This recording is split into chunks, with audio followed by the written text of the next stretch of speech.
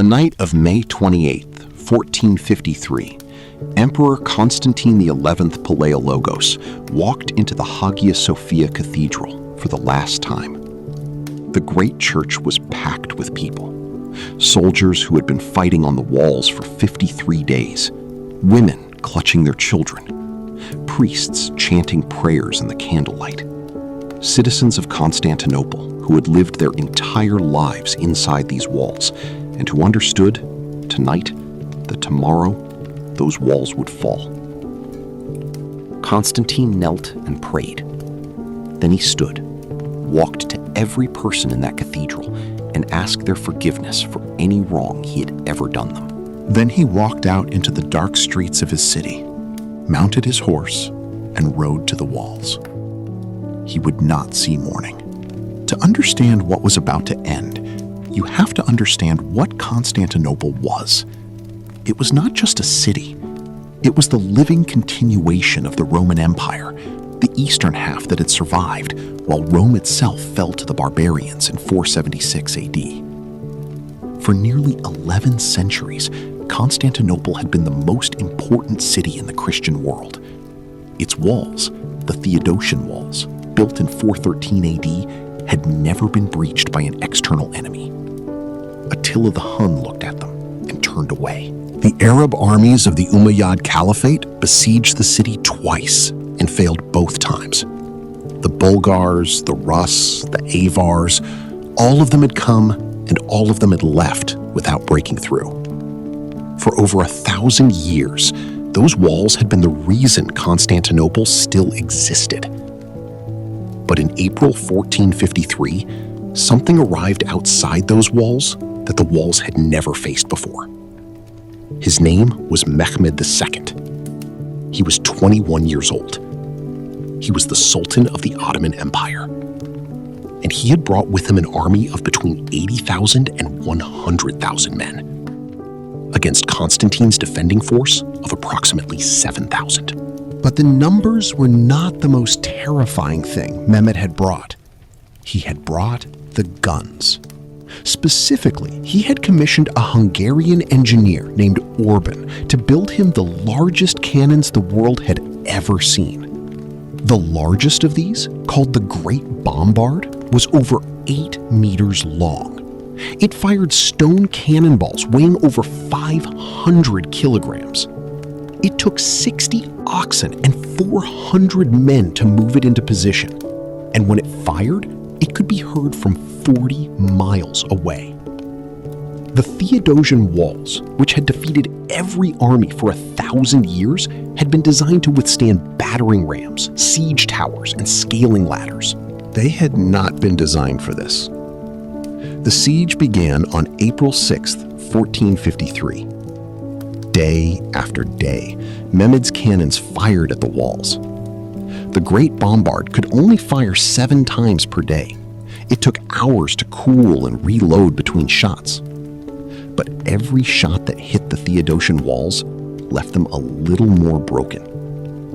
And every night, Constantine's exhausted defenders went out in the darkness and repaired the damage with timber and earth and whatever they could find, patching ancient stone with wood, buying one more day. Constantine had sent desperate messages to the Pope, to Venice, to Genoa, to every Christian power in Europe. He begged for ships, he begged for soldiers, he begged for anything. A small Genoese force of around 700 men arrived under a commander named Giovanni Giustiniani. They were brave and they were skilled, and there were not nearly enough of them. The rest of Europe did not come. The Pope was distracted by politics. Venice sent ships too late. The greatest city of Christendom was dying, and the Christian world watched from a distance and debated. On the night of April 22nd, Mehmed did something that seemed impossible. He ordered his ships moved overland. The Byzantine defenders had blocked the entrance to the Golden Horn Harbor with a massive chain. It stretched across the water, and no Ottoman ship could pass it. So Mehmed built a road of greased logs over a hill that rose behind the harbor. In a single night, 72 Ottoman ships were dragged over the hill on those greased logs and lowered into the Golden Horn on the other side of the chain. When the people of Constantinople woke up the next morning, they looked at their harbor and saw it full of enemy ships. Ships that had not been there when they went to sleep. Ships that had crossed a hill. The psychological effect was devastating. If Mehmed could move ships over mountains, what could he not do? By late May, after 50 days of bombardment, the walls could no longer be fully repaired. The gaps were too large. The timber patches were holding only barely. Constantinople's defenders had been fighting and repairing and not sleeping for 7 weeks. They were at the end of everything. On the night of May 28th, Mehmed held a celebration in his camp. His men feasted. Fires were lit across the entire Ottoman camp, stretching for miles around the city walls. The people of Constantinople watched the fires from their walls and understood what they meant. Tomorrow. Across the city, that same night, Constantine walked to the Hagia Sophia. He prayed. He asked forgiveness. He rode to the walls. At around 1:30 a.m. on May 29, 1453, Mehmed launched his final assault. Wave after wave of Ottoman soldiers hit the walls. The first waves were the irregulars, soldiers who were expendable, sent to exhaust the defenders. They were cut down. The second wave was the Anatolian infantry, harder, better trained. They pushed the defenders back, but could not break through. Then Mehmed sent in the Janissaries. The Janissaries were the elite soldiers of the Ottoman Empire, taken as boys from Christian families, raised from childhood to be warriors, trained for nothing else their entire lives. They were the finest infantry force in the medieval world. And at the exact moment they hit the walls, something terrible happened on the Byzantine side. Giovanni Giustiniani, the Genoese commander who had been holding the most critical section of the walls, was wounded. A bolt or a bullet struck him in the chest through a gap in his armor. He asked Constantine for permission to leave the walls to have his wound treated. Constantine begged him to stay. Giustiniani left. When the Byzantine soldiers on the walls saw their commander being carried away, something broke in them. They began to retreat from the walls. And in that moment of retreat, someone made a mistake that ended 1,000 years of history. A small gate in the walls, the Kerkoporta, had been left unlocked. It was a small gate used for sallies, quick attacks out of the city. In the confusion of battle, someone had forgotten to lock it. Ottoman soldiers found it. They poured through it. Within minutes, Ottoman flags were flying from the walls of Constantinople. When the defenders saw the Ottoman flags above them, the retreat became a collapse. Constantine XI saw what was happening.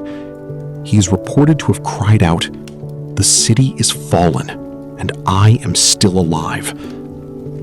Then he tore off his imperial robes. He threw himself into the mass of fighting men at the breach in the walls. He was never seen again. His body was never found with certainty.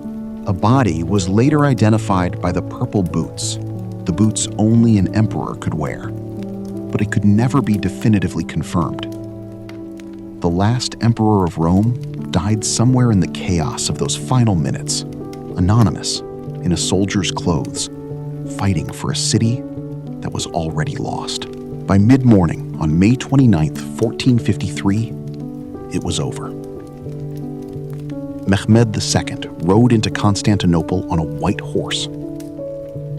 He rode directly to the Hagia Sophia, the greatest church in the Christian world, built in 537 AD, standing for 916 years. He dismounted. He picked up a handful of earth and poured it over his head. a gesture of humility before God. Then he walked inside. He ordered it converted into a mosque. The Byzantine Empire, the continuation of Rome, the guardian of Greek learning, the keeper of Orthodox Christianity, was finished. 1,123 years after it was founded by Constantine the Great in 330 AD, ended in a single morning by a 21-year-old sultan with a gun and an unlocked gate. Historians argue about what the fall of Constantinople meant. Some say it ended the Middle Ages. Some say it forced Greek scholars to flee west, carrying their manuscripts, and that those manuscripts seeded the Renaissance. Some say it closed the eastern trade routes and forced European explorers to find new ones, which is how Columbus ended up sailing west in 1492, just 39 years later. What is not argued is what was lost.